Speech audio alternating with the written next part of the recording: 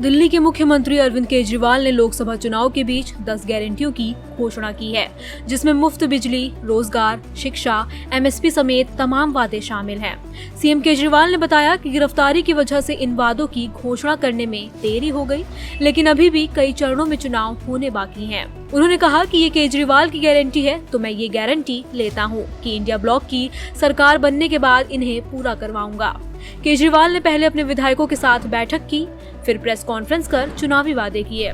12 मई को press conference में जब पीएम मोदी की गारंटी की तर्ज पर केजरीवाल अपनी गारंटी दे रहे थे, तभी एक पत्रकार ने उनसे सवाल किया कि क्या वो प्रधानमंत्री पद की रेस में हैं? जवाब में उन्होंने कहा, नहीं, मैं नहीं हूँ, लेकिन जो सरकार बनेगी मैं उनसे काम करवाऊंगा।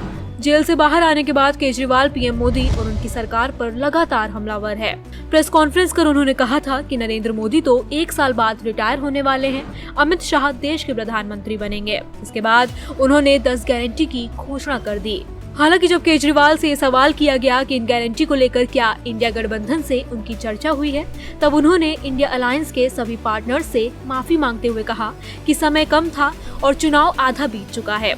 केजरीवाल ने कहा कि स्कूल और अस्पताल खोलने पर इंडिया अलायंस को कोई आपत्ति नहीं होनी चाहिए।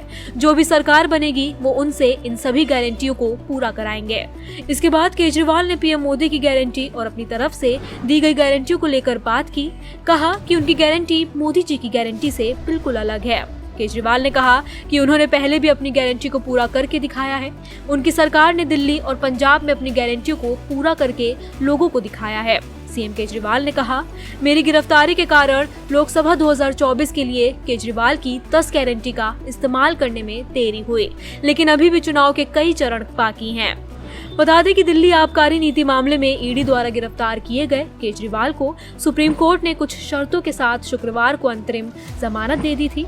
उन्हें ये जमानत चुनाव प्रचार करने के लिए मिली है और उन्हें 2 जून को खुद को सरेंडर करना होगा। इस लोकसभा चुनाव में दिल्ली में आम आदमी पार्टी और कांग्रेस गठबंधन में चुनाव लड़ रहे हैं, जिसमें दिल्ली की 7 सीटों में से आप ने 4 सीटों पर, जबकि कांग्रेस ने 3 सीटों पर अपने प्रत्याशी उतारे हैं। हालांकि 7 सीटों पर 25 मई को मतदान होना है और 4 जून को रिजल्ट आएगा।